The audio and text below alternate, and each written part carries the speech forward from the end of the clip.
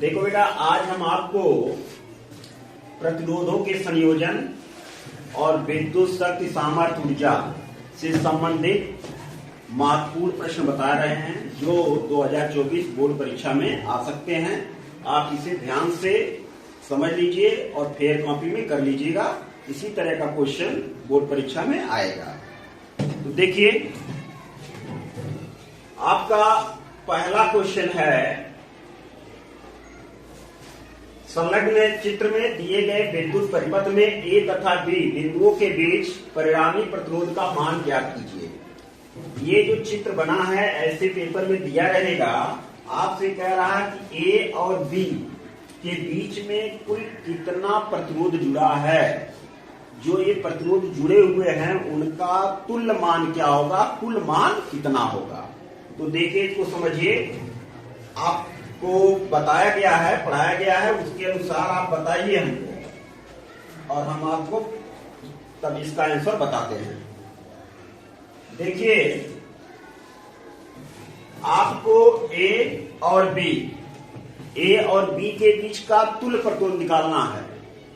यहां पर आप क्या देख रहे हैं, ये जो 2 ओम, 3 ओम और 4 ओम के प्रतिरोध हैं, ये किस क्रम में जुड़े हैं? गुड, श्रेणी क्रम में है। अगर प्रतिरोध श्रेणी क्रम में जुड़े होते हैं, श्रेणी क्रम संयोजन आप जानते हैं कि अगर मान लीजिए 2 या 2 से अधिक प्रतिरोध हो, पहले प्रतिरोध का ये पहला सिरा, ये दूसरा सिरा, फिर दूसरा प्रतिरोध मान लीजिए, दूसरा प्रतिरोध का ये पहला सिरा, ये दूसरा सिरा, तीसरा प्रतिरोध इसी तरह से हो सकता है। इसके संयोजन में क्या होता है, पहले का दूसरा और दूसरे का पहला एक साथ जुड़ता है। तो इस तरह का अगर संयोजन होता है तो श्रेणी क्रम कहलाता है। और समांतर क्रम में क्या होता है, ये आपका पहला प्रतिरोध है R1, पहला सिरा, दूसरा सिरा, ये आपका दूसरा प्रतिरोध है R2, इसका ये पहला सिरा, ये दूसरा सिरा। इसमें पहले सिरे को एक साथ और दूसरे सिरे को एक साथ जोड़ दिया जाता है। इसको इस तरह से आप जोड़ देंगे तो ये जो संयोजन है, ये कौन सा संयोजन हो गया? ये हो गया आपका समांतर क्रम संयोजन। अब श्रेणी क्रम संयोजन का जो तुल्य प्रतिरोध होता है उसके लिए आपको निगमन कराया गया है कि R बराबर क्या होता है, R1 प्लस R2 होता है जी। Yes sir. तो इसका क्या होता है, 1/R इक्वल टू क्या केवल ये 2 ही रखा जा सकता है? अगर इसकी प्रतिरोधों की संख्या R1, R2, R3, R4 हो तो यहाँ पर आप डाट डाट कर सकते हो, जितना भी रहेगा उतना आप जोड़ सकते हो। या यहाँ पर अगर 3 प्रतिरोध हैं तो यहाँ पर आप R3 भी ले सकते हो। तो इसी पर आधारित एक क्वेश्चन है। तो यहाँ पर देखिए 2 ओम, 3 ओम और 4 ओम, ये तीनों प्रतिरोध आपके श्रेणी क्रम में है, सीरीज में है। तो इनका पहले आप तुल्य निकाल लीजिए। ये तीनों मिल करके कितना होगा, ये तीनों मिल करके क्या हो जाएगा जी, 2 धन 3 धन 4, कितना हो गया? 9। ये मिल करके हो गया 9 हो गया। अब आप देखिए, ये 9 ओम का प्रतिरोध और ये 9 ओम का प्रतिरोध किस क्रम में है? समांतर क्रम में हो गया। अगर ये दोनों 9 ओम के प्रतिरोध समांतर क्रम में हो गए तो इनको आप तुल्य निकालेंगे, तब जाकर के ए और बी के बीच का कुल प्रतिरोध पता चल जाएगा। तो इसे आप सॉल्व करेंगे तो क्या करेंगे, 1/R बराबर 1/9 धन 1/9, लघुत्तम ले लिया आपने 9, 1 धन 1 बराबर हो गया 2/9। यह 1/R का मान है तो R बराबर हो जाएगा 9/2, 4.5। इस तरह से ए और बी के बीच का कुल प्रतिरोध आपका आ गया 4.5 ओम। किसी को प्रॉब्लम? No sir. तो आप इसको जब फेयर में करेंगे तो ऐसे डायरेक्ट नहीं लिख देंगे। फेयर में करेंगे तो आप इसका नाम लिख देंगे कि ये मान लीजिए R1 है, ये R2 है, ये R3 है। तो R1, R2, R3 श्रेणी क्रम में है, इसलिए इनका कुल प्रतिरोध मान लो R4 है, तो R4 इक्वल टू हो जाएगा R1 plus R2 plus R3, और इनका मान रख करके जोड़ दोगे तब आ जाएगा 9 ओम। फिर आप लिखेंगे R4, इसको मान लीजिए R5, तो आप लिखेंगे R4 और R5 समांतर क्रम में हैं, और जब समांतर क्रम में है तो इनका कुल प्रतिरोध मान लिया R है, तब आप लिखेंगे 1/R बराबर 1/R4 1/R5, या इसको आप सॉल्व कर लेंगे इस तरह से, तब आपको पूरा नंबर मिलेगा। नेक्स्ट क्वेश्चन देखिए। नेक्स्ट क्वेश्चन आपका क्वेश्चन नंबर 2 देखिए। दिए गए विद्युत परिपथ में बिंदु P तथा S के मध्य तुल्य प्रतिरोध ज्ञात कीजिए। ये भी उसी तरह का क्वेश्चन है। इसमें और उसमें थोड़ा सा अंतर था। इसमें क्या है, इसमें आप देखें तो सबसे पहले आप इनको सॉल्व कीजिए, तो इसमें आप क्या पा रहे हैं बताइए। 3 ओम 3 ओम और 3 ओम किस क्रम में है? समांतर क्रम में है ना। आप इसको जब सॉल्व करेंगे तो इसका कुछ नाम रखिए, कुछ नाम लिखिए। इसको मान लीजिए R1, इसको मान लीजिए R2, और इसे मान लीजिए R3। ये R1 R2 R3 किस क्रम में है? किस क्रम में है? समांतर क्रम में है। अगर ये समांतर क्रम में है तो समांतर क्रम का फार्मूला भी आपको हम बताए थे, तो उसके अनुसार R1 R2 और R3 समांतर क्रम में है, और इनका तुल्य प्रतिरोध आप मान लीजिए R4 मान लीजिए।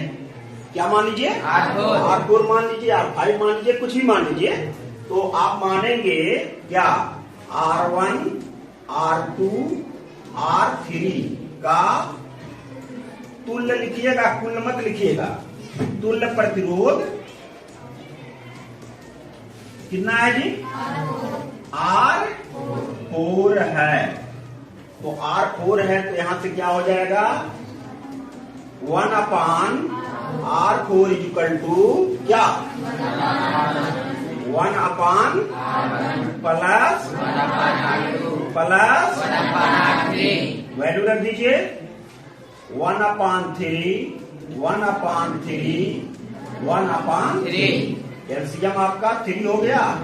1 + 1 + 3/3 कितना आ गया? 1। तो R4 का मान कितना आ गया जी? R4 की वैल्यू क्या आया? 1। अरे 1/1 है ना, अपोजिट करेंगे उल्टा करेंगे तभी वही आ जाएगा।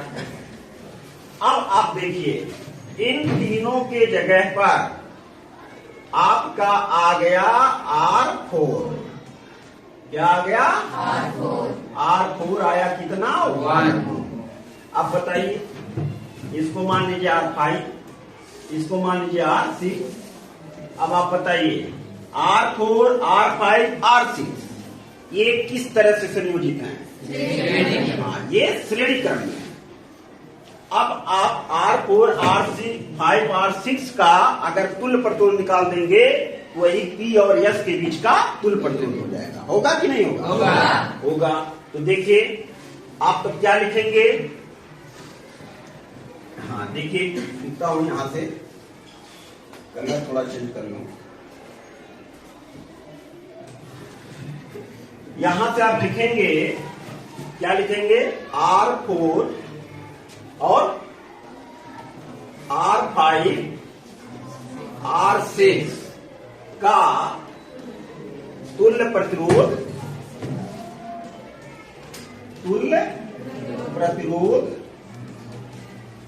क्या मान ले? R मान ले, लास्ट है ना। R है, तब R बराबर क्या होगा? R4 प्लस R6 यही होता है ना। वैल्यू रखिए। R4 की वैल्यू कितना है? 1। R5 का कितना है? 4। और R6 का कितना है? 4। इसका भी 4 है। तो आपका टोटल कितना हो गया? 9। मात्रक जरूर लिखिएगा। तो 9 ओम। इस तरह से P और S के मध्य का जो कुल प्रतिरोध है, तुल्य प्रतिरोध है, वह आपका हो गया 9 ओम। किसी को प्रॉब्लम? ये क्वेश्चन देखो बेटा, ये विद्युत सामर्थ्य ऊर्जा से संबंधित है और इस तरह का प्रश्न पेपर में निश्चित रूप से आएगा। इसे आप ध्यान से देखिए, समझ लीजिए और फेर में कर लीजिएगा, तो परीक्षा में आपको बहुत ही सरलता होगी। क्वेश्चन क्या कह रहा है? एक घर में 50-50 वाट की 4 ट्यूबलाइट। आपका अपना घर होगा, उस घर में आपकी ट्यूबलाइट भी लगा होगा, पंखे भी लगे होंगे, टीवी लगी होगी और टुल्लू पंप भी लगा होगा। इसी तरह से ये घर है, घर में क्या कहता है जी, 50-50 वाट की 4 ट्यूबलाइट, 100-100 वाट के 3 पंखे, 10 घंटे प्रयोग हो रहे हैं और एक अशुशक्ति। यहाँ पर ध्यान देना, एक अशुशक्ति की बात कर रहा है। एक अशुशक्ति में कितना वाट होता है? हाँ, देखना ध्यान से, 746 वाट का 746 वाट का एक वाटर पंप भी लगा हुआ है। पंप जो है 1 घंटे प्रयोग होता है। घर में 1 माह का मतलब होता है 30 दिन। 30 दिन में खर्च होने वाली विद्युत ऊर्जा की गणना आपको करना है। किसमें करना है? किलोवाट घंटा में। ध्यान देना, किसमें करना है? किलोवाट घंटा में। और फिर कह रहा है कि 7 रुपए प्रति यूनिट की दर से कुल कितना व्यय होगा, कि आपका जो बिल आएगा 1 महीने का, अगर इसमें उपकरण लगे हैं तो कितना आपको विद्युत में खर्च करना पड़ेगा, कितना आपको बिल देना पड़ेगा, इसकी गणना करना है। तो ये व्यवहारिक प्रश्न है, इसको आप ध्यान से समझिए। अब यहां पर आप देखो 50 वाट के 4 ट्यूबलाइट। तो ट्यूबलाइट लगा हुआ है, पंखा लगा हुआ है और वाटर पंप लगा है। तो तीनों का आप अलग अलग निकाल लो कि तीनों पर अलग अलग कितना यूनिट खर्च हो रहा है। फिर तीनों को जोड़ लो तो कुल खर्च आपको पता चल जाएगा कितना यूनिट हुआ। तो कैसे करेंगे, देखिए ध्यान से समझिए। सबसे पहले हम आपको ट्यूबलाइट का बता रहे हैं। ट्यूबलाइट पे देखिए, ट्यूबलाइट कितना लगा हुआ है जी? कितना ट्यूबलाइट है? 4 ट्यूबलाइट है। अब 4 ट्यूबलाइट हैं, देखो कितने वाट के हैं? 50 वाट का एक है और 4 हैं, तो कितना वाट खर्च हो रहा है? 200 वाट। तो 50 गुणे 4, तो ये हो गया आपका 200 वाट। और आप ध्यान देंगे, जो आपका लक्ष्य है, आंसर जो प्राप्त करना है, वो किसमें प्राप्त करना है? किलोवाट घंटा में। तो ये वाट नहीं चाहिए, हमें क्या चाहिए? किलोवाट। तो किलोवाट में कैसे आप कन्वर्ट करेंगे? 1000 से आप भाग देंगे। तो 200 में 1000 का आप भाग देंगे तो ये आपका बन जाएगा किलोवाट। बनेगा? Yes sir. इसको आप काट नहीं सकते हो, रहने भी दिक्कत नहीं है। और फिर समय देखो, समय आप यहां से समय निकालिए कि कितना समय तक आपके ये ट्यूबलाइट यूज हो रहे हैं। तो प्रतिदिन 10 घंटा। कितना? 10 घंटा प्रतिदिन। कितने दिन तक? 30 दिन तक। एक दिन में 10 घंटा। क्या? एक दिन में 10 घंटा। तो आपको 30 दिन तक यूज करना है ना? Yes sir. तो 10 गुणे 30, तो कितना घंटा हो गया टोटल? 300। कितना हो गया जी? 300 घंटा। अच्छा, कुछ लोग ये सोच रहे होंगे कि 4 बल्ब है, सभी बल्ब 10-10 घंटा जल रहे हैं, तो एक बल्ब का जो है ये 300 घंटा आ गया। क्या ऐसा है? क्यों? इसको बताओ भाई, कंफर्म करो कि एक बल्ब, देखो 4 ट्यूबलाइट, जो चारों ट्यूबलाइट हैं सभी 10-10 घंटे प्रयोग हो रहे हैं ना? Yes sir. तो ये एक ट्यूबलाइट का हुआ ना, ये ट्यूबलाइट का हुआ, ये 4 का हुआ। कैसे 4 का हुआ जी? देखो यहाँ पर एक ट्यूबलाइट जो आपका है वो कितने वाट का है? 50 का है। और कितने ट्यूबलाइट हैं? 4। तो हमने चारों ट्यूबलाइट को एक साथ कर लिया तो कितना हो गया? 200 वाट। तो 200 वाट 10 घंटा 30 दिन प्रयोग होता है। तो 200 वाट है, तो 200 वाट में आपके चारों ट्यूबलाइट आ चुके हैं। 10 घंटा 30 दिन, इस तरह से कुल समय कितना हो जाएगा? 300 घंटा। अब 300 घंटा में देखिए कितनी ऊर्जा व्यय होती है, मतलब W1 = वाट। अब आप बताइए PWT में कोई संबंध आप जानते हैं? PWT में आप जो संबंध जानते हैं उसको बताइए, क्या होता है? P = W/T। यहाँ से W क्या हो जाएगा? P × तो ट्यूबलाइट के लिए W1 = P1 × T1। P1 कितना है जी? 200/1000 है। क्या है? किलोवाट है कि नहीं है? KW। और आपका T कितना है जी? 300 घंटा आवर है। अब देखिए 3 जीरो से 3 जीरो काटिए, 1 जीरो, ये दूसरा जीरो और ये तीसरा जीरो, कितना बचा? 20 × 3, 20 × 3 60। क्या? KWH। और KWH को क्या कहते हैं? किलोवाट घंटा। किलोवाट घंटा को क्या कहते हैं? यूनिट। तो इस तरह से 60 यूनिट आपका ऊर्जा व्यय होगा, किसके कारण? ट्यूबलाइट। अब फिर आप दूसरे पाइए, दूसरा क्या यूज हो रहा है जी? दूसरा क्या यूज हो रहा है? पंखा यूज हो रहा है। पंखे में देखिए क्या होगा?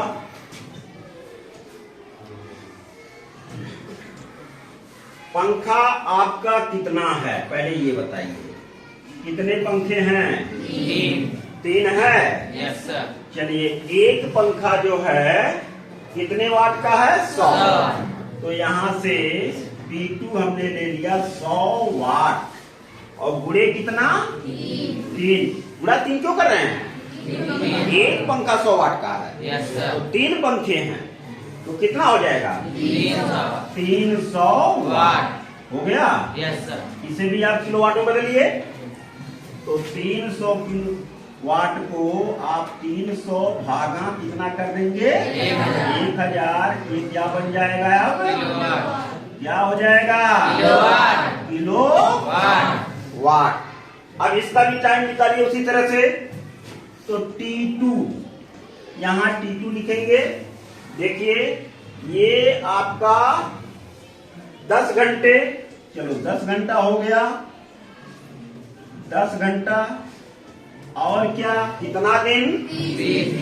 30 दिन। कितना हो रहा है? 30 दिन। तो कितना हो जाएगा समय? 300 घंटा। इसका भी आ गया 300 घंटा, ये भी यूज हुआ। अब यहां से निकाल लीजिए कि कितना खर्च हुआ? W2 = वाट। तो क्या लिखेंगे? W2 = P2 × T2। P2 का मान बोलिए। 300/1000। T2 का मान बोलिए। 300। यहां से देखिए ये आपका किलोवाट और ये आपका घंटा, ये हो गया किलोवाट घंटा। इसको सॉल्व करेंगे, एक जीरो से एक जीरो कैंसिल, दूसरे जीरो से दूसरा जीरो कैंसिल, तीसरा जीरो से तीसरा कैंसिल, ऊपर बचा 30 × 3। 30 × कितना होता है? 90 यूनिट। पंखे के द्वारा जो विद्युत व्यय हुआ, खर्च हुआ, वो कितना हो गया? 90 यूनिट। 90 यूनिट। अब आप तीसरे पर आ जाइए। तीसरे में देखिए क्या कहता है। तीसरा क्या चीज लगा है जी? Water pump. क्या लगा है? Water pump. वाटर पंप कहता है एक अश्वशक्ति, एक अश्वशक्ति का, एक अश्वशक्ति का मतलब कितने वाट का? 746 वाट। गुड, 746 वाट। ये समझ लीजिएगा, नहीं तो फिर क्वेश्चन नहीं लगा पाओगे। 746 वाट का एक वाटर पंप प्रतिदिन 1 घंटा, ध्यान दीजिए प्रतिदिन 1 घंटा। तो यहां से आप निकालिए इसके लिए, पंप के लिए, पंप के लिए हम लगाएंगे क्वेश्चन। तो क्या होगा जी? P3 कितना है जी? 746 वाट। किलोवाट में इसको भी बदल सकते हैं, नहीं बदल सकते? तो 746 बटे 1000 ये क्या हो जाएगा? किलोवाट। इसका समय निकालिए। T3 आप निकालेंगे, 1 घंटा है। कितना है? 1 घंटा। और ये भी कितना? 1 महीने तक, मतलब 30 दिन तक। तो कुल आपका कितना मिल गया? 30। कितना मिला जी? 30 घंटा। 30 घंटा। यहाँ से व्यय निकाल लीजिए, कितना ऊर्जा व्यय हुआ? W3 इक्वल टू वाट। फिर आप यूज कीजिए W3 इक्वल टू क्या? P3 इंटू P3 कितना है? 746 बटे 1000। और T3 कितना है जी? 30। कितना है? 30। चलो, 1 0 से 1 0 कट गया। अब ये 3 का उलट कर लीजिए पहले। 3 छक 18, 3 चौक 12, 1 13, 3 सत्ते 21, 1 22 और बटे कितना? 100। तो 100 से भाग देंगे कितना हो जाएगा? 22.38। ये क्या आ गया? यूनिट। अब ये देखो, इतना तो वाटर पंप के द्वारा विद्युत खर्च हुआ। अब आपको अपने घर का बिल देना है तो टोटल खर्च आपको पता चलना चाहिए। टोटल आपको ही देना है। तो टोटल कितना खर्च हुआ? W बराबर क्या हो जाएगा? W1 plus W2 plus W3। W1 कितना आया था? 60। W2 कितना आया था? 90। और W3 कितना आया? 22.38। तीनों को जोड़िए। तीनों को जोड़ेंगे कितना हो जाएगा? 172.38 यूनिट, मतलब किलोवाट। इतना बिजली आपका, इतना विद्युत आपका खर्च हुआ। अब कहता है कि 1 यूनिट का जो खर्च है वो 7 रुपया है। कितना है? 7 रुपया। कह रहा कि बताइए कितना व्यय होगा, कुल कितना व्यय होगा? तो आपका कुल व्यय हो जाएगा 172.38 गुणे 7। तो ये कितना आ जाएगा जी? 1206। पूरा करो, बताओ। 1206.66। 1206.66 गया। इस तरह से ये क्वेश्चन आपका सॉल्व हो गया। और इसी तरह से आप सॉल्व कीजिएगा। नेक्स्ट क्वेश्चन देखिए।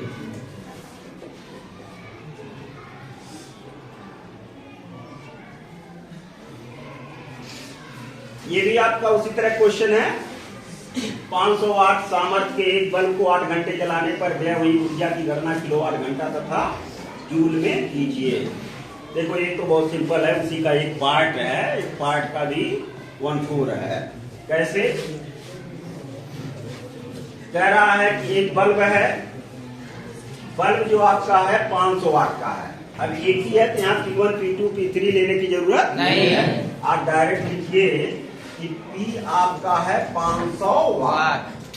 कितना है जी? 500 वाट। यहाँ भी किलोवाट घंटा की बात करता है, तो किलोवाट घंटा की बात कर रहा है। तो 500 में आप 1000 का भाग ले दीजिए, ये आपका बन जाएगा किलोवाट। किलोवाट हो गया। कह रहा 8 घंटा, 8 घंटा चला रहा है, केवल 8 घंटा है, ये नहीं कि उसमें भी 30 का पूरा करने लगी है। 8 घंटा है तो 8 घंटा रहने दीजिए, 8 घंटा हो गया। और फिर क्या कहता है कि कितनी ऊर्जा व्यय हुई ऊर्जा, तो W इक्वल टू वाट। आप सूत्र जानते हो,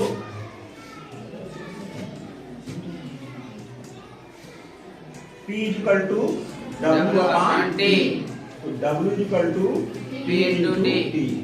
वैल्यू रखिए, P की वैल्यू है 500 बटे 1000 किलोवाट, किलोवाट हो गया।